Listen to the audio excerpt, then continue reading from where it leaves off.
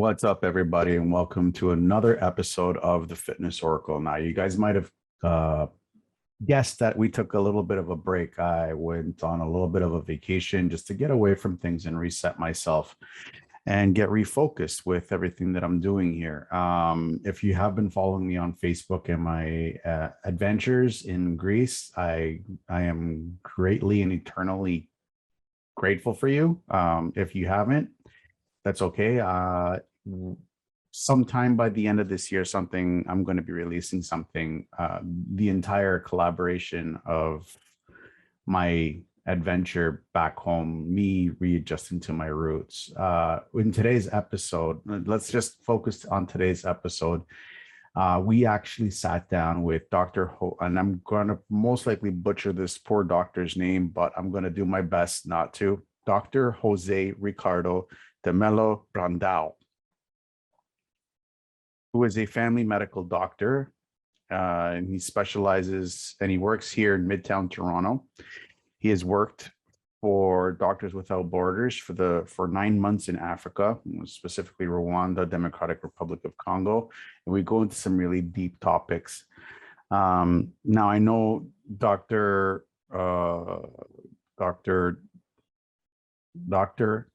Brandao. He's a mainstream doctor. However, it's always good to get different points of view of of the same topic. And I know just because him and I do not see eye to eye on some topics, it doesn't mean that I'm not going to be willing to bring him on again, especially with the last bit of the interview when he dropped a bomb on me, and I was like, whoa, we got to get you back on here, and we got to start we got to look at this conversation because it can get a little bit deeper. But in this episode, we talk about perseverance and happenstance of driving your life. We talk about transitioning to a life in a different country. We talk about going through hard times, and this is coming from a medical doctor, so it's pretty good. It's really good, really good info that he drops on us. Talks about the importance of communal life, and he talks about working abroad. Like I said, just because he's mainstream and I'm not mainstream doesn't mean that we can't come to a consensus. And this episode proves to everyone that people sitting on both sides of an equation can actually sit down and have a decent conversation about certain specific topics. And I hope and I pray that this episode can prove that to people, that no matter where you stand on whatever topic it may be, you can come to some form of consensus. And that is one of the big things that I pulled away from my little vacation, was the importance of being able to get the other side of the story, so you can come to a conclusion for yourself of whatever that conclusion is. So before I keep rambling on and on and on and on about this, I want to ask you if you're okay with the yo-yo effects of diets that simply just don't work anymore. Here at VO Fitness and the Fitness Oracle, we've created a foolproof 12-week system that will not only help you shed the weight that you've gained over COVID, but give you a blueprint that can help you move into a slimmer looking you.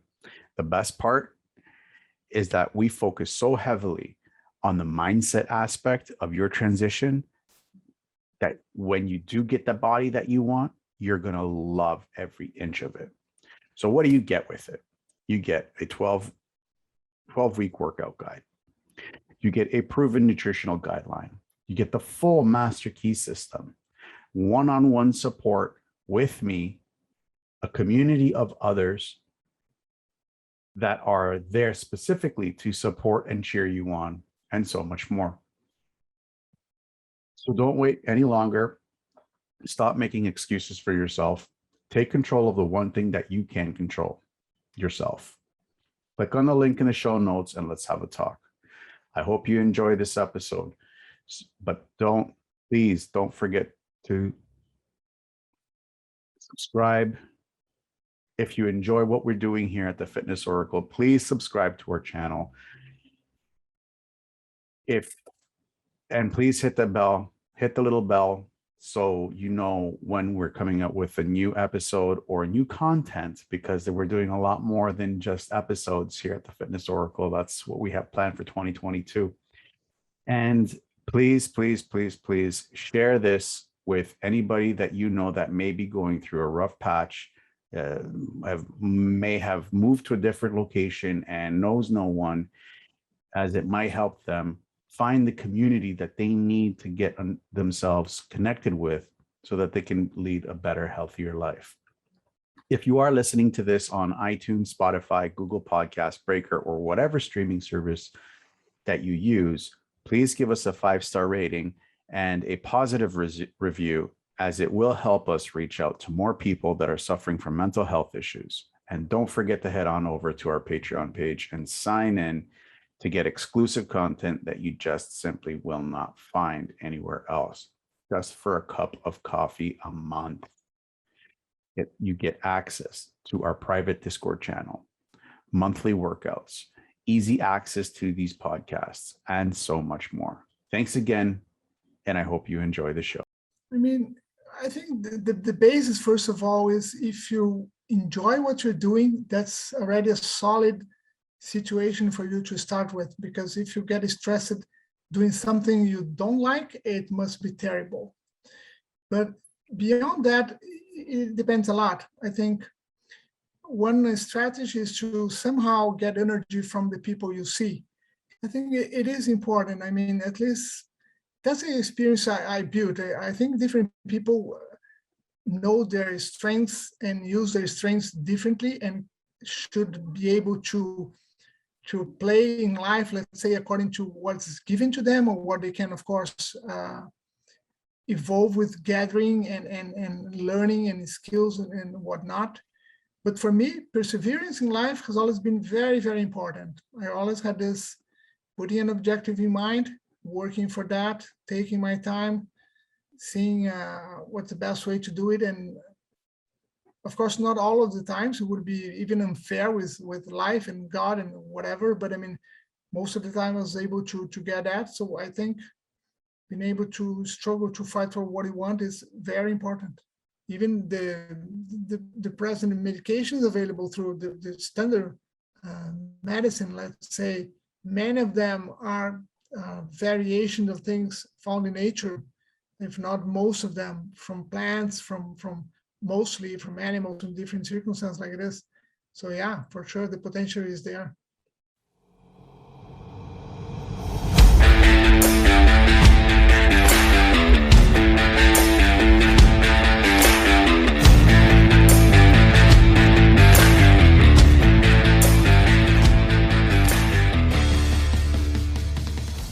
Welcome to the Fitness Oracle, where we have real conversations with real people just like you, with real stories just like yours. And this is one of their stories. I am your host, John Katsavos. My guest today is Dr. Jose Ricardo de Mello Brandao. He was born in Sao Paulo, Brazil, from a middle-class family. Went to medical school at the University of Sao Paulo with residency in pediatrics. He's a postgraduate studies in adolescence in conflict with the law, with a master's degree, health system, PhD, public health policies, postdoctorate at University of Toronto. He's worked for the Doctors Without Borders for 9 months in Africa, Rwanda, to be more specifically, Rwanda and the Democratic Republic of Congo. He now practiced family medicine residency at the University of Sherbrooke for recertification in Canada. He now works in midtown Toronto. He has a 12-year-old daughter back in Brazil and a 14-year-old stepdaughter here in Toronto, and he's been in Toronto since 2010. Dr. Brandao, welcome to the show. Oh, thank you, John, for having me. First and foremost, did I pronounce your last name right? Oh, as good as it goes in English language, let's say. Don't worry about it. Brandão would be a Portuguese sound, forget about it. Okay, I'm sorry. I try. My Portuguese is terrible. Awesome. You tried my full name. I mean, you were brave. So how are you doing? How are you coping with everything that's been going on lately? Well, trying to survive somehow. It's interesting because I had the experience of reading more about how people were having trouble with the situation before it hit me a little bit.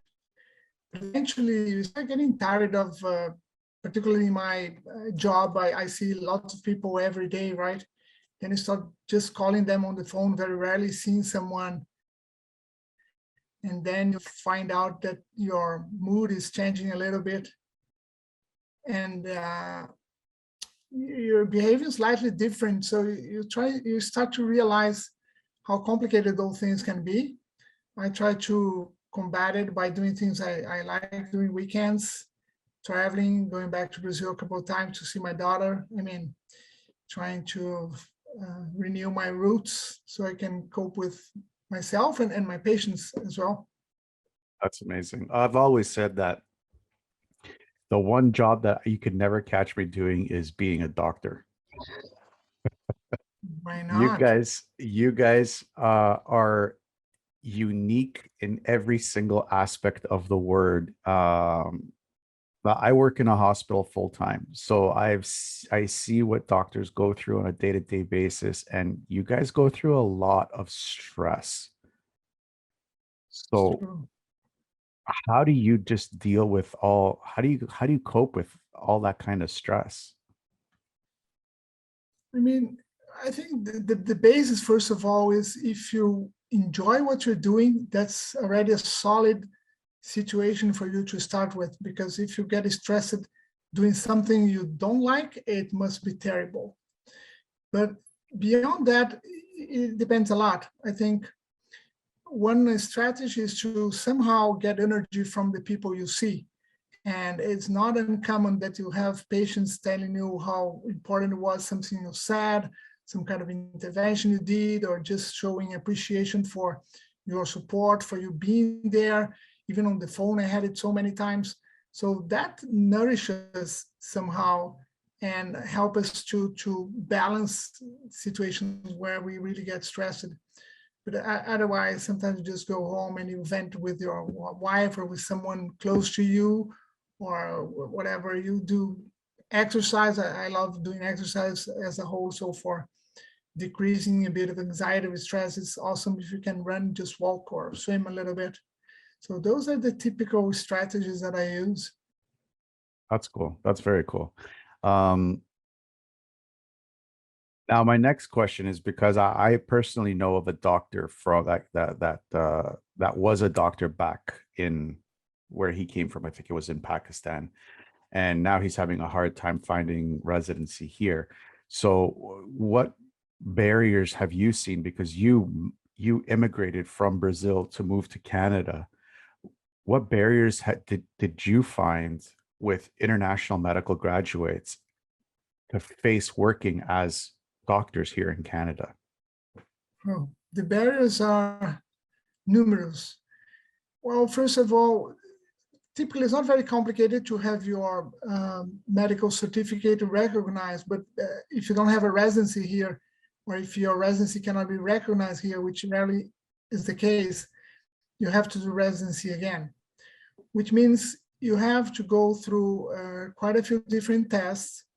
Some of these tests assume you had a kind of a formation, or you're prepared to have, particularly the practical tests were very hard to me. It's very artificial. It's not like a real encounter with the patient. Somehow I had the impression that the more experience I had, the harder it was to do this kind of tests. So you have to get prepared, go through all the tests, and then try to get a spot in the residency system. They have a system called CARMS that you have to apply, and then you start applying. You make it as broad as possible eventually, because you find how hard it is. We're competing with hundreds of other Canadians and non-Canadians, or not really Canadians, but people who were graduated elsewhere in the world. So it's pretty tough. And eventually, when you get to the residency, and you think, wow, I've been through the hardest part, it's not really true, because then again, even though I think I had to prepare myself psychologically to be a student again, it is kind of hard. It's every time you see so many different people interacting with you, so many bosses somehow, people that are teaching you, helping you out, but we come from completely different backgrounds, different experiences. It's was a tough time, and I went to Quebec actually, so I had to do it in French, which was an extra complicating factor for me. But I'm happy I went through all this and I was able to become a doctor here, which unfortunately is not a reality for so many colleagues from all around the world. It's really a pity. It's a waste of talent and professional specialties. It's a bit of a shame the way it's so hard. Yeah, I know. I know. I like from my conversation with this friend of mine, um, like we just lost a real good talent because he was a cardiac specialist. So why have do you think that the universities could work better together in order to get like talent from abroad to come here? The thing is, overall, and I think that's the situation for most Brazilian doctors I know here in Toronto, at least. When they are searching for a specific talent in one specific area, they can offer you a special certificate, which um, it's not necessarily a temporary, it's a university certificate that can bring you into a job and you work while you remain in contact with this university normally, or this hospital. You can practice medicine. So this is a very good way of collecting specific people to very specific roles or jobs.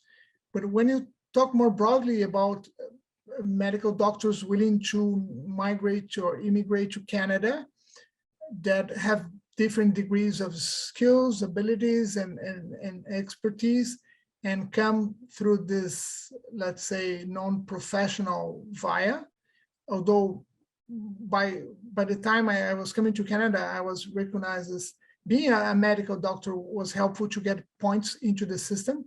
So somehow I was kind of accepted as a doctor from the immigration perspective, which doesn't mean you have a easier job moving forward.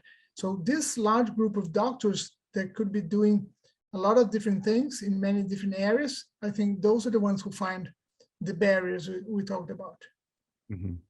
That's cool. What was the driving force not driving force?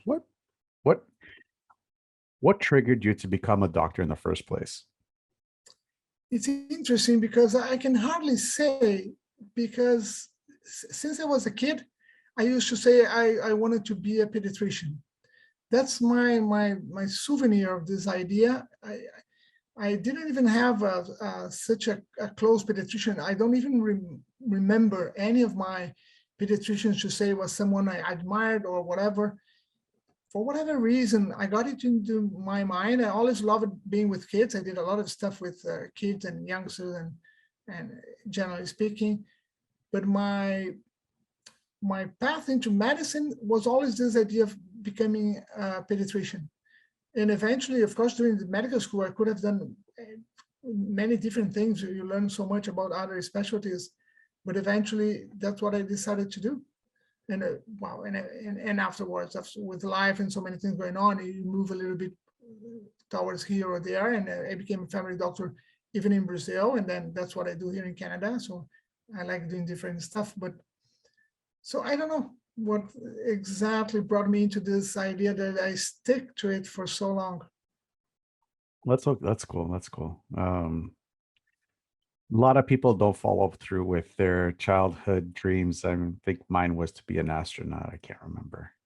I know. So that's what is kind of interesting. Have you ever had days where you felt like just quitting?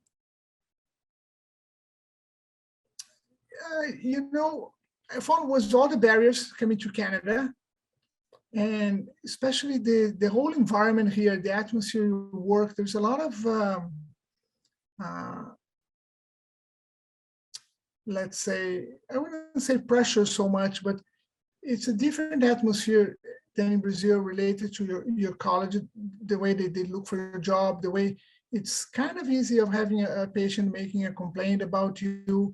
It's a bit unstable somehow. It puts you into a stressful situation that I started earlier than I would think,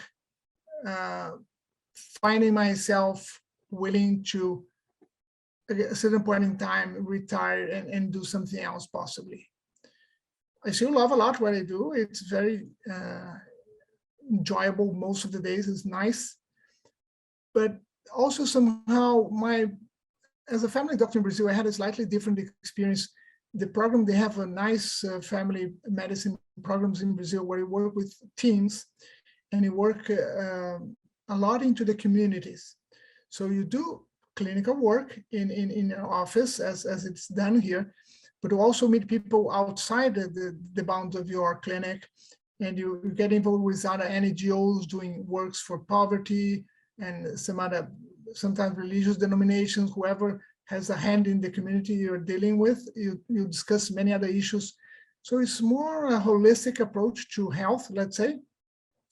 And it's very nice to be a clinician, but I find it sometimes a bit too focused, because 40 hours a week, what I'm doing is seeing patients and trying to figure out what's going on and helping them out somehow. But I mean, there's too much of this clinical perspective here that would impact somehow my relationship with my job, let's say.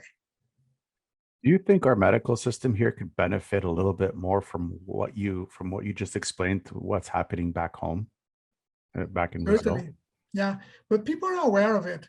So that they're trying to build a more inclusive system or more horizontal system somehow, and plugging into other aspects of health, because we know that what we call those determinants of health, things that are related to our life, not specifically medical stuff, play a huge role in our health.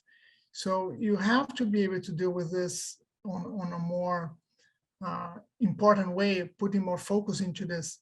So right now, for instance, here in Ontario, they are creating those Ontario health teams, which is a way of trying to increase the coordination of efforts among different medical providers in hospitals and clinics and different specialties, all this, to try to build more of a team kind of work, because they recognize it's more effective somehow.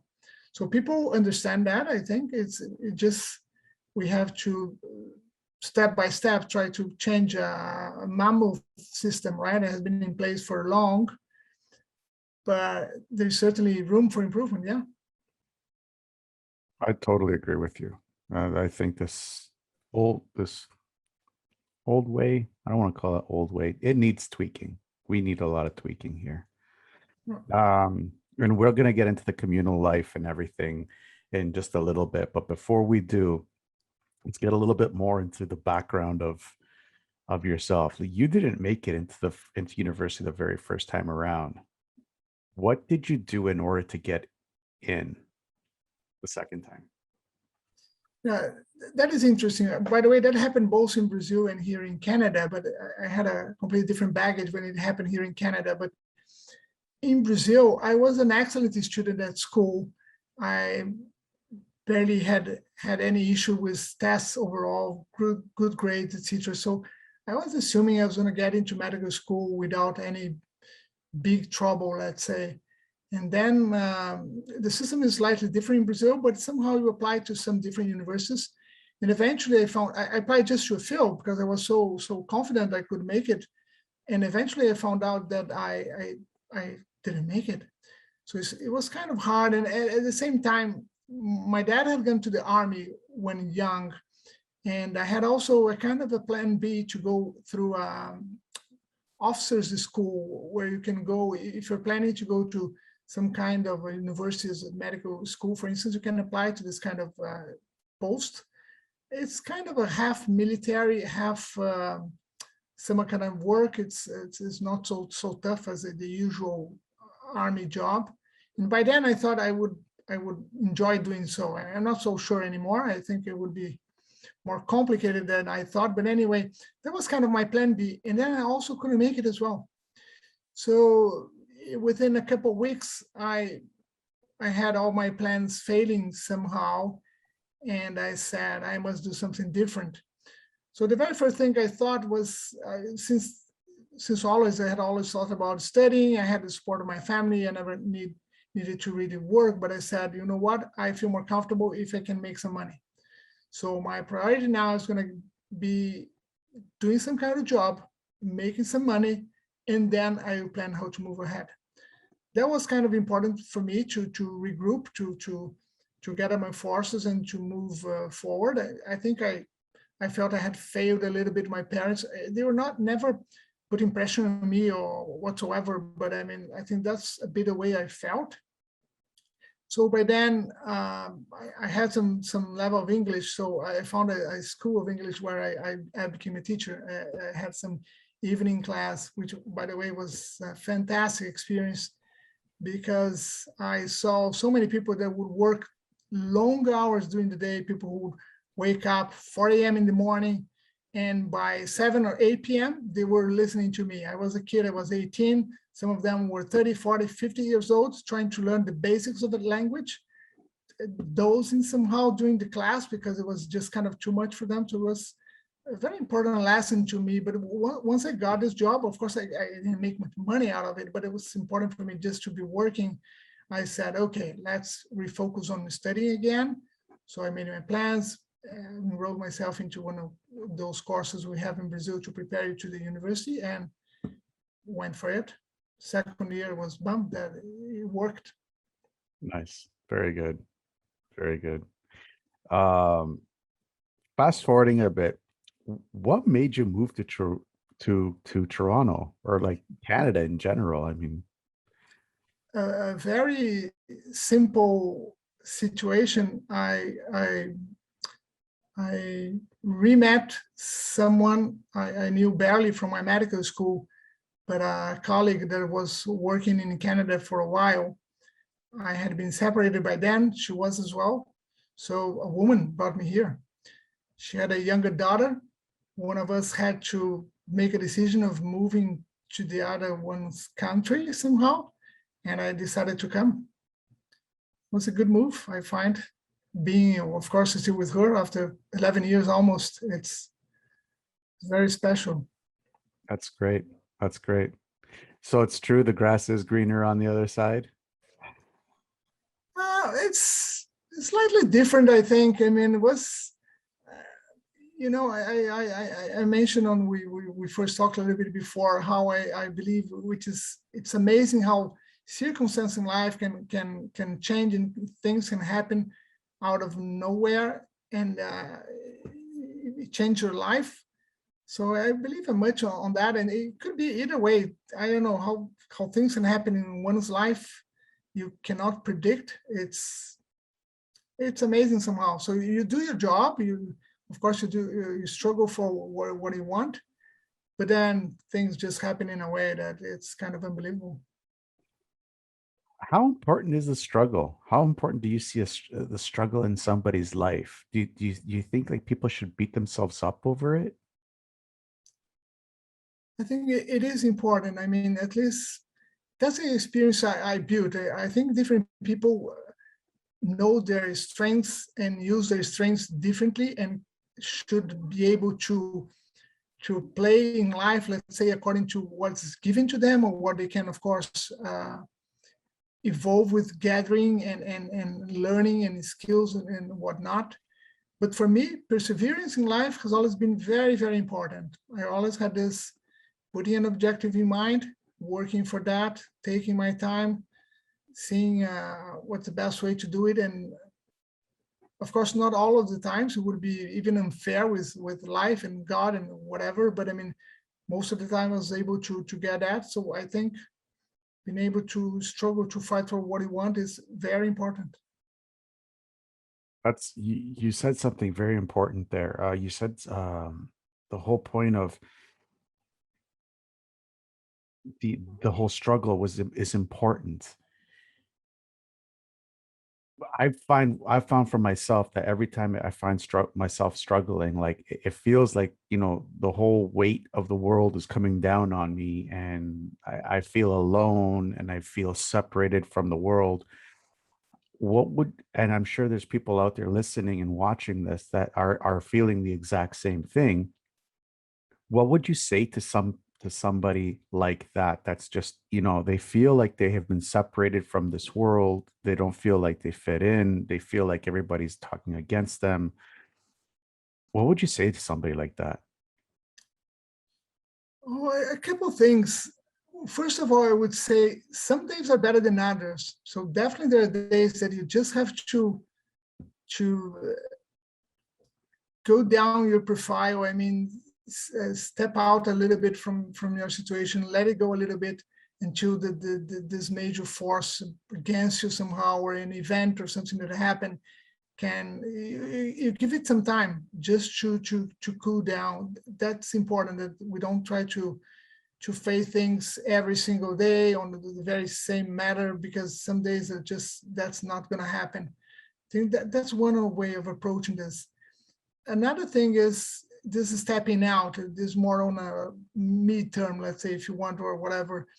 You try to after giving it some time, maybe I always say important decision. This is an old cliche somehow, but I mean, you have to sleep over it. I mean, put your head onto the pillow. Don't make the decisions right now. Wait a little bit, see how your brain can help you further define what you want. And actually sometimes stepping out and trying different things. What if, and then thinking a bit out of the box, thinking other alternatives, and talking to people.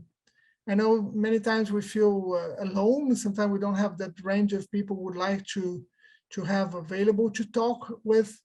But if you can, sometimes it's just marvelous how someone out of nowhere can say something that's so important to you, or just open a door for you. Or that's why how I think this, what I think a bit of this communal work or communal networking somehow, meeting people, it's helpful. So you can, and there will be times where you'll be the one supporting the others as well. So this is so important in life. We have to rely on that a lot, I think, during our life. Yeah, absolutely. And like something like moving to a new country, to a new culture, it's very difficult for people. Um, what Just maybe we might be reiterating some steps here, but what did you do in order to help you acclimatize yourself to this new country that you moved to, and the new culture that you found yourself in? Okay, well, I had a very special situation because I had a lot of support from my girlfriend, but then eventually my wife. So she was well established here in Toronto. So that gave me a huge uh, support to start with, which is not what everybody face. But then I had also things that helped me. I came to do this postdoctorate.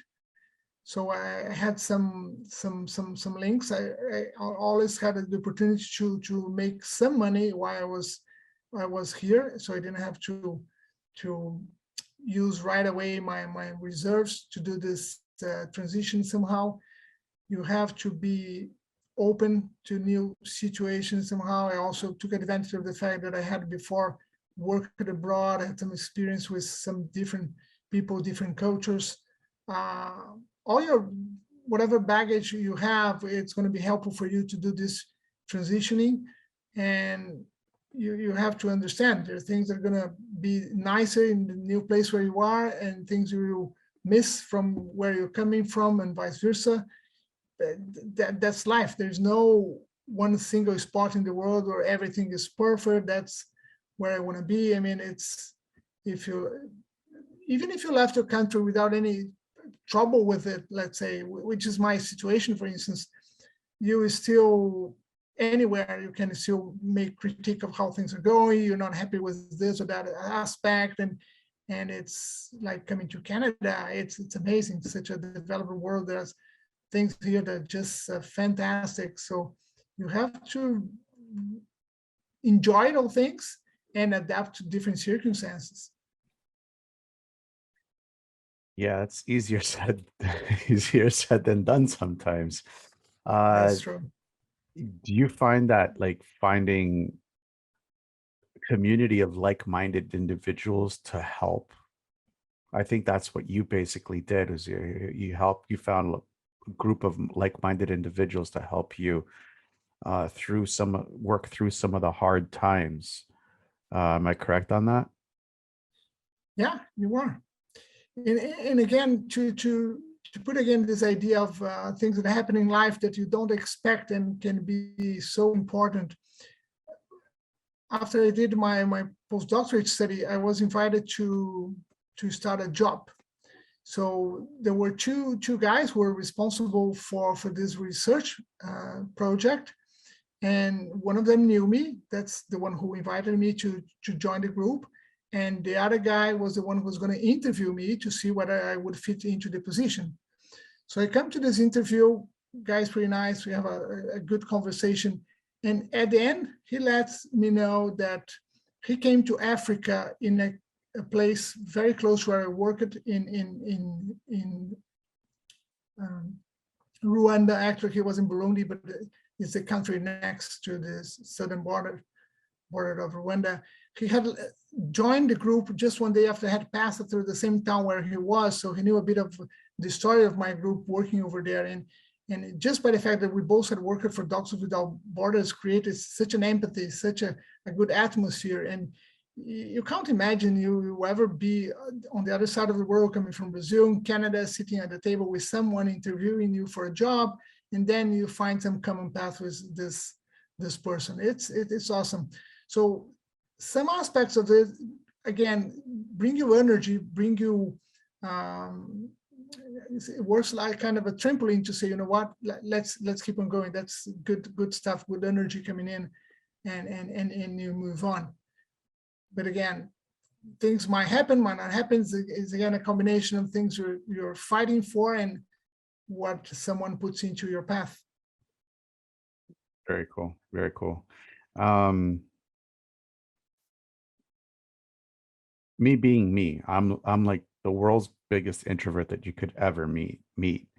It's very hard for us introverts to open up to people, especially trying to integrate ourselves into society, to join, our little tribes, if you will.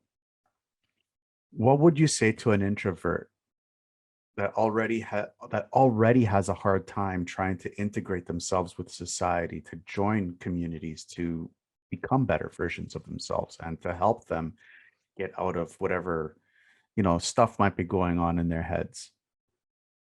It's interesting. It's a challenge, no doubt.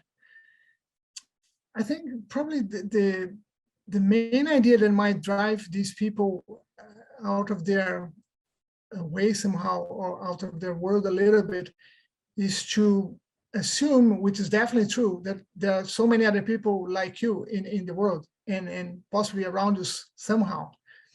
So what about trying to find someone like this that will also maybe benefit from exchanging life's experience with you somehow?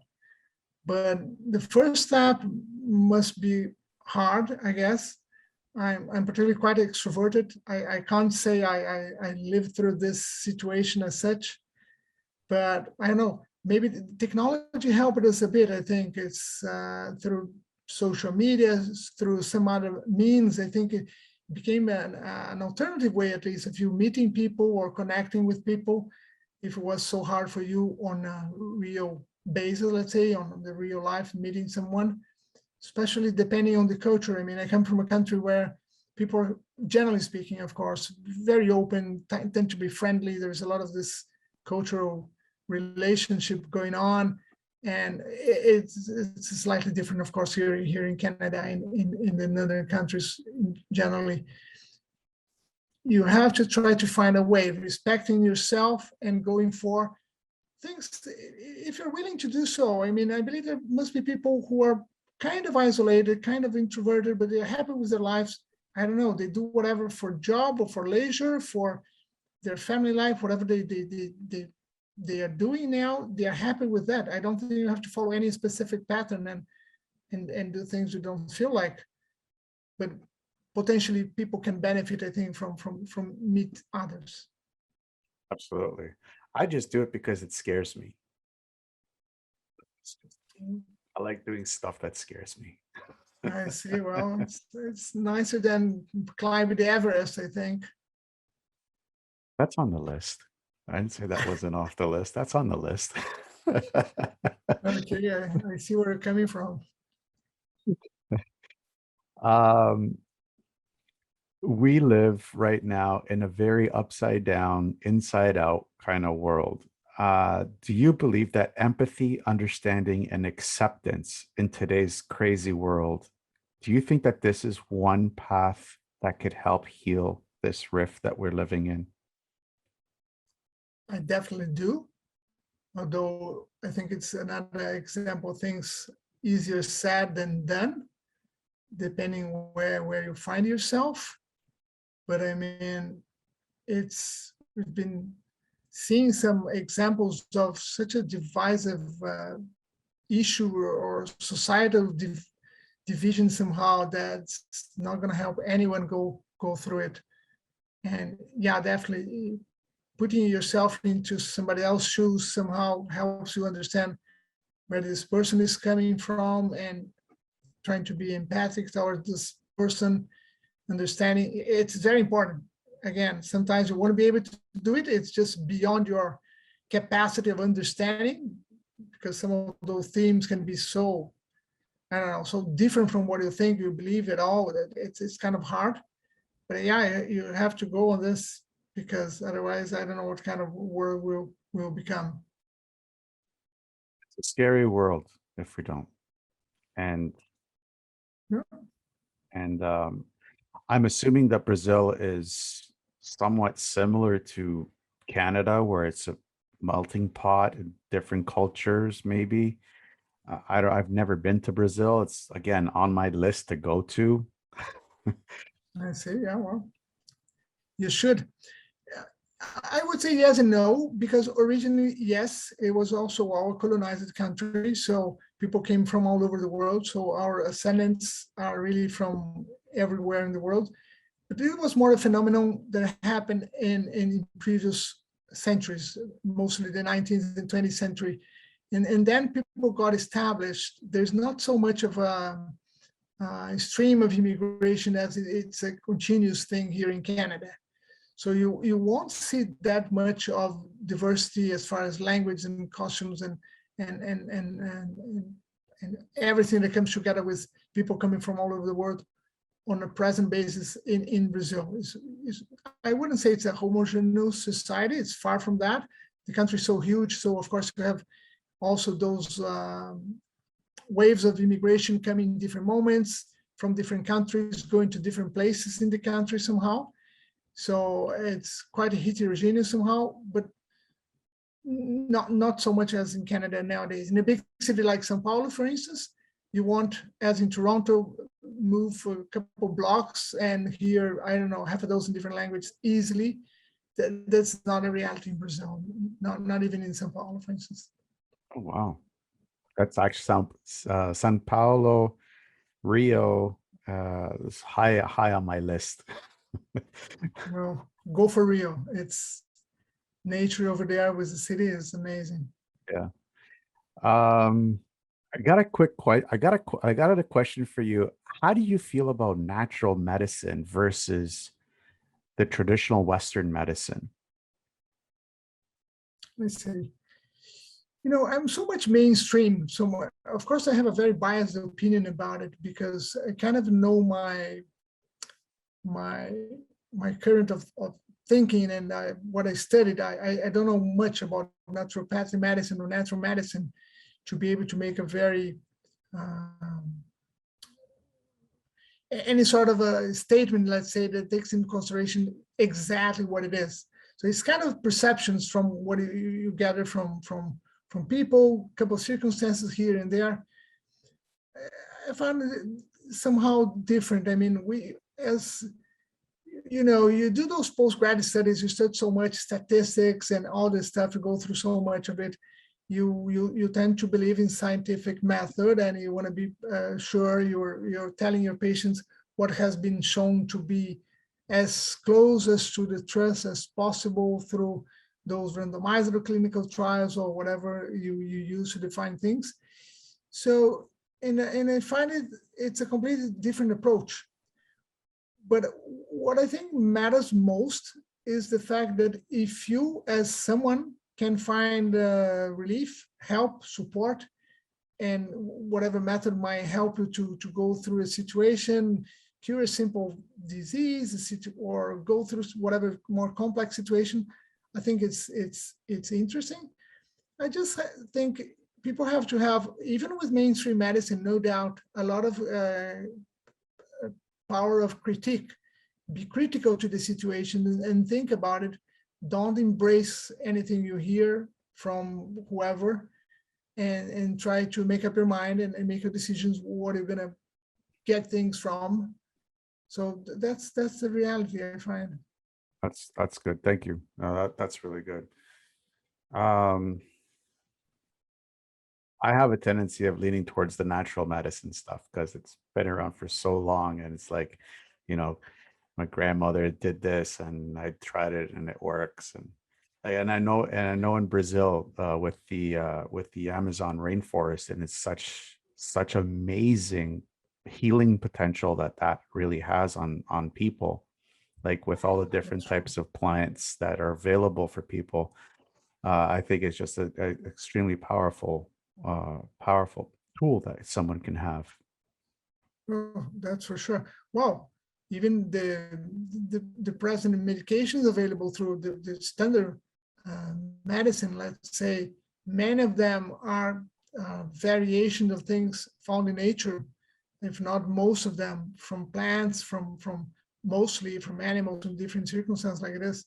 So yeah, for sure, the potential is there. Great.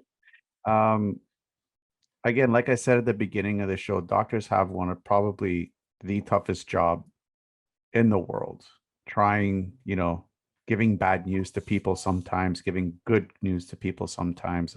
That's the bonus part of it.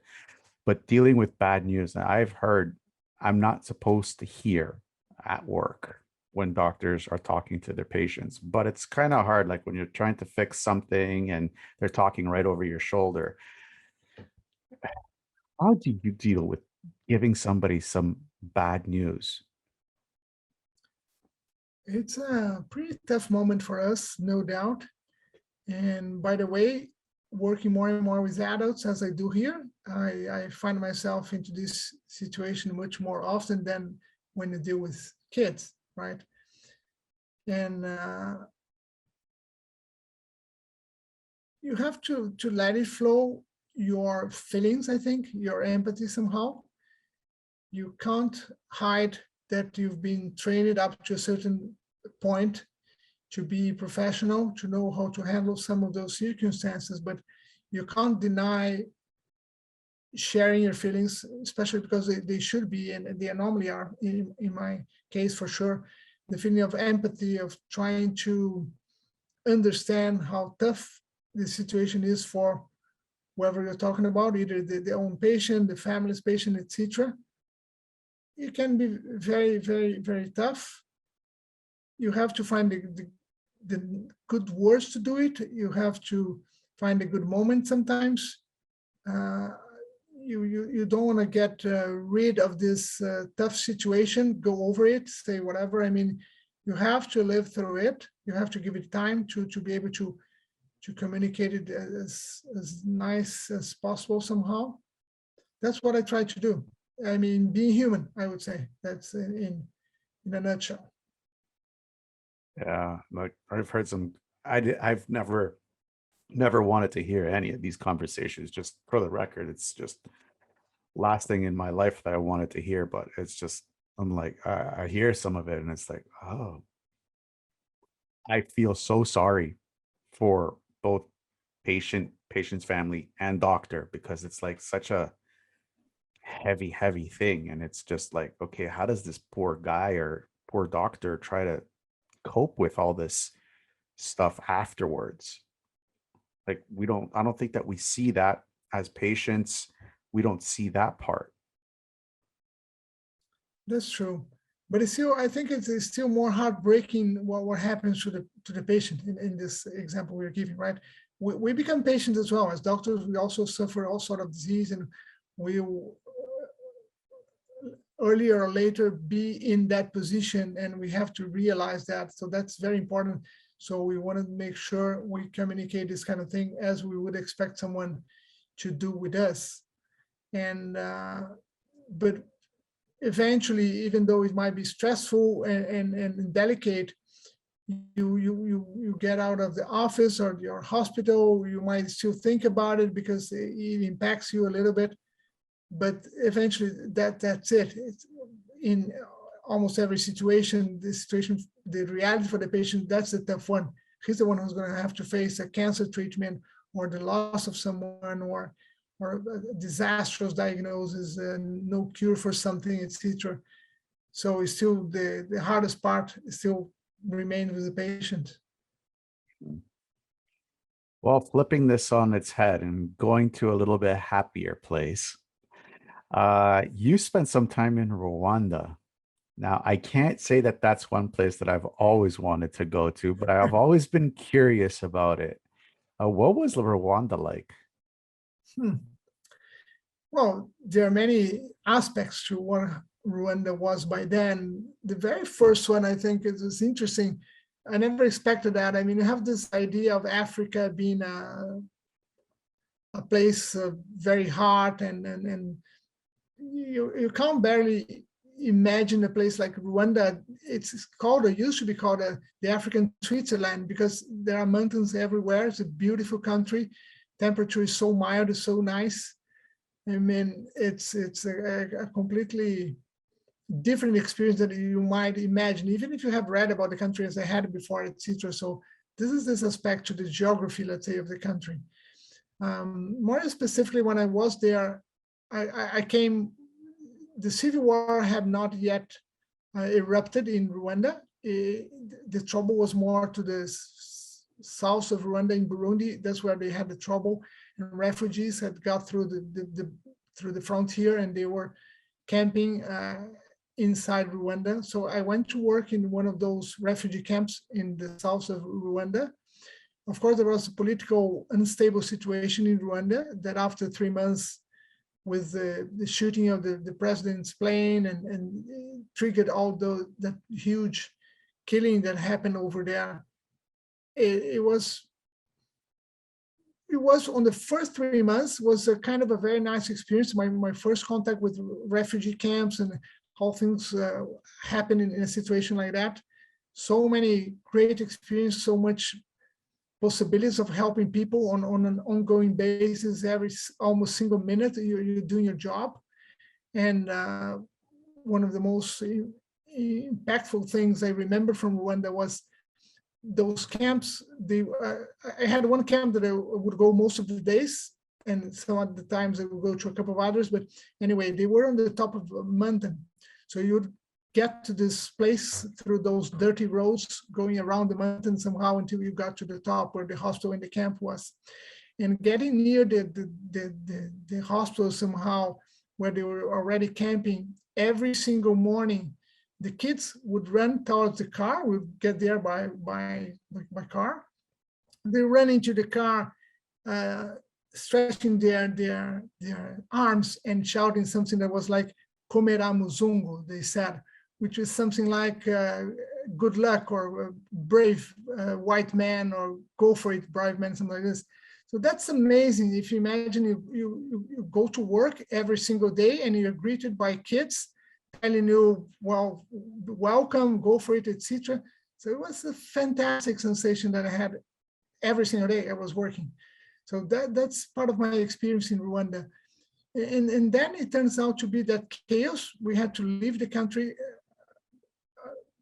within 1 day because the situation was too risky to remain there. And eventually you see all those killings, you hardly can believe that human beings can do so. It's you see the power of manipulation and how politics can play into racial division or real racial division. They create racial divisions. They can put into your mind whatever. So the stories after that are just unbelievable. And it's also kind of a hard experience also to realize how common regular people who work together for, even amongst our workers, we heard stories, people who've been working together for months or years, they turn into each other and they can kill somebody else. I mean, it's unbelievable. So it marks your life somehow, and that was no doubt one of the greatest experience, for good or bad, I had in life. Yeah. In 2018, I went to Cambodia and I walked the killing fields and the prison S21 prison camp, and it was just like you said. It's like, how does this travesty even start? Like it's horrific. It is. It's an unbelievable. I mean, this mean power that humans have sometimes of doing this sort of thing, it's just out of belief. But Doctors Without Borders is really is a great organization. I mean, for doctors to go across to impoverished nations and war-torn countries and try to help people that are hurt. I mean, how can that be bad, right? It's a really great organization, but it is a very highly targeted one by bad people out there. They're trying to do a lot of harm, and usually they ask for money to get the doctors back, because apparently doctors, whatever, have money, and everybody's going to pay to get them back. Have you had any experiences with that kind of uh, uh threat when you were abroad? Well, not exactly. What I would say about this a little bit is, first of all, yes, I do think Doctors Without Borders is a great organization. They do a fantastic job overall.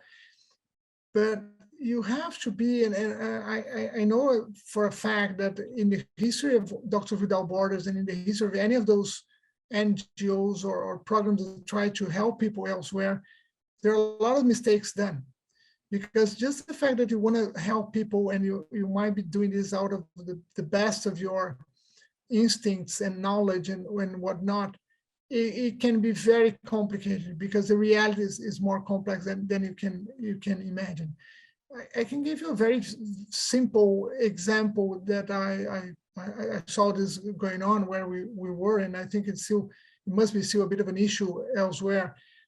You hire people from the local communities. You want to hire as much people as possible from the local community, because you want to be able to, well, give them some power, profit from the knowledge they have of the situation. You come from abroad, you know nothing about what is going on, etc.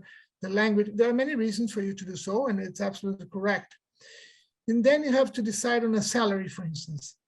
So then you have a situation where, let's say, a nurse in that particular country would have an average salary of, let's say, $5 a month, which seems incredible, but in some of those countries, that's what they earn. $5 a month, and you're coming from a place, Canada. I mean, I was with Doctors Without Borders from Netherlands, for instance, but it could be any of them. A nurse would make 4 or 5 times this amount per hour, for instance. So how much do you pay? You pay 10 times what they earn. It's a lot of money for them. It disrupts the local system already. Every single nurse wants to work for you, of course, because you're paying so much more than the market.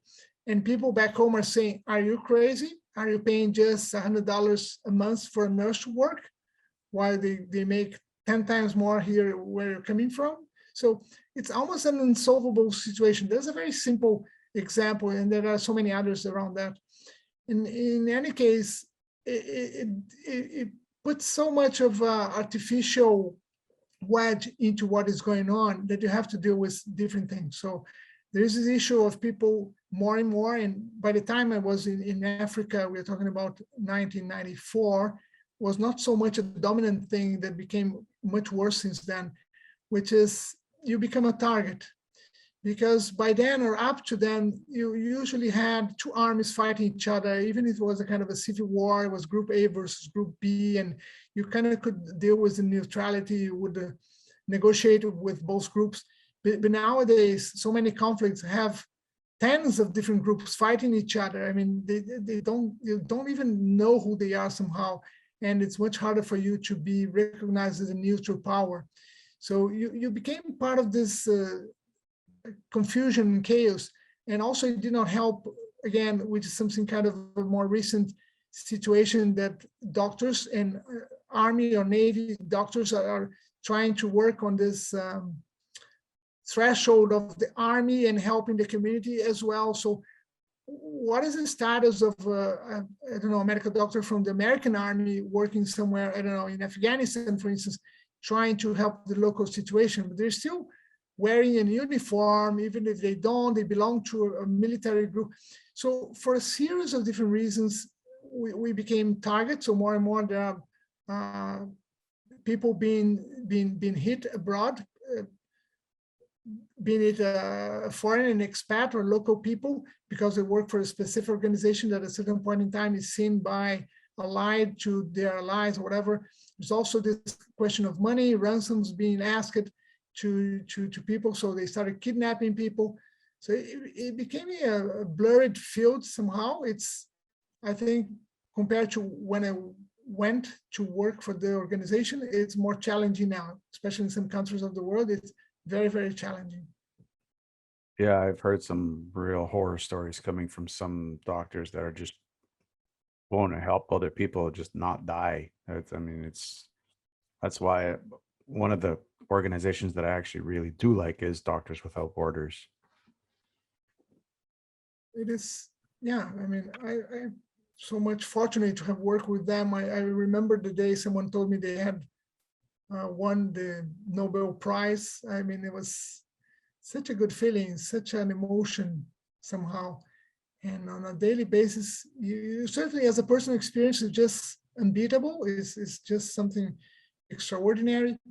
And hopefully you're doing much more good than bad. I believe that that's what we do or they do.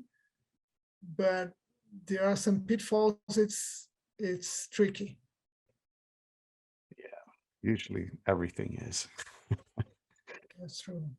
We're going to be wrapping up the show in just a little bit. And these are the 7 or 8 questions that I ask all my guests. And I'd like to get your feedback on these 7 or 8 topics. With the increase in people suffering from depression, from the constant uncertainty that we're living in, what would be the one thing that you could tell them to keep their hopes up? Tomorrow is possibly better than today. Not always true, but possibly that's what I thought what I meant when I said some days you just let it go. Tomorrow you start it again. Keep your head above the water somehow, because help potentially can come. What's the one thing that you do daily that amplifies your ability to stay focused? I try to sleep well. Sleeping is kind of important, and I have the benefit of being able to have longer hours of sleep here. I work less hours than I did back in Brazil. I'm also in another situation. I'm not on call anymore. I feel happy to be in this situation. Sleeping is good, and doing what you like. I like reading, for instance, so I read. It gives me very good energy. Very good. If you could pick up the phone right now and call yourself at 20 years old, what would you tell yourself? Keep on going. You're doing great. You're going to be all right. I'm proud of the things I did. I think I did mostly nice things. Yeah, I'm happy. I have no regrets. Just support. Well, you kind of answered the next question, which is, looking back, would you change anything? I don't think so. It wouldn't even be fair, right? You really, if you could do it, but I wouldn't, especially because it is nice to do great things, be not regretting things you did, etc. But I mean, of course, no one's life is perfect, and you do commit mistakes, you do things that you could have done differently, but that's how life it is. I mean, it's what's the point of looking for perfection? I don't think it makes any sense. So no, I think it had to be done that way. That's what I could do. That's what I did. That's it. What scares you?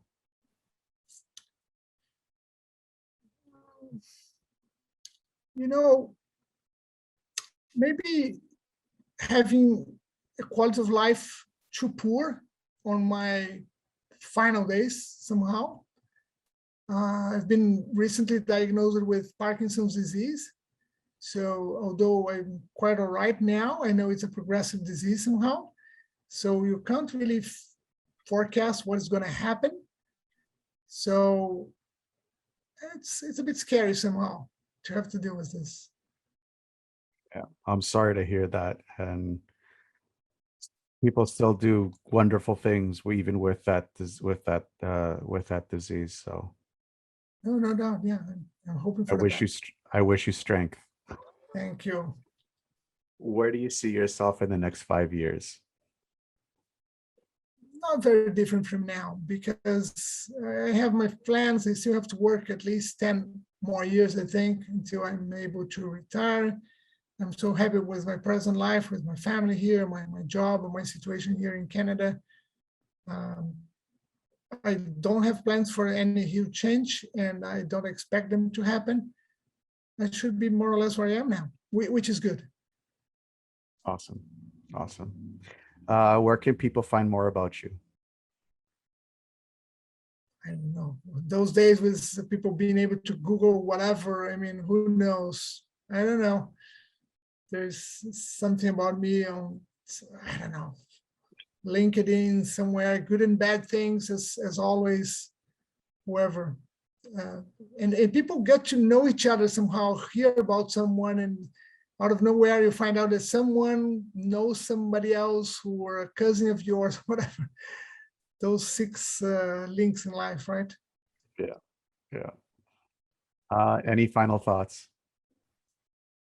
No, I mean, it's been a pleasure. I just hope people listening to us can gather something interesting for their lives and make it beneficial for their decisions, is just improve what they find about life overall.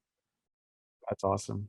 Uh, Thank you. Thank you so much for coming on. You're the first family physician that I've had on the show. And it's always a pleasure to have doctors come on because I think, like I said, like I've always said, what you guys do is just remarkable. And you need to be a special type of person and have a special type of personality to be a doctor, just because the amount of empathy that you guys get. And like I've said throughout the show, I mean, I've heard some of these conversations and I could never do it. So I applaud you for for being who you are and doing what you do. So thank you for that. Well, thank you. Thank you. And I do hope to bring you on so we can talk more about the Parkinson's stuff because that's, I think, very Okay. interesting. Okay. With pleasure. Awesome. Awesome. Going through hard times is just a test. What you need to know is that when you get out of whatever you're going through, you will be stronger than ever before, and you don't need to go through it alone. Always know that you are not alone. Stay tuned for more real people with amazing stories that are just like yours. Until then, to everyone out there listening, I wish you a good morning, good afternoon, or good night, wherever you may be in this crazy world.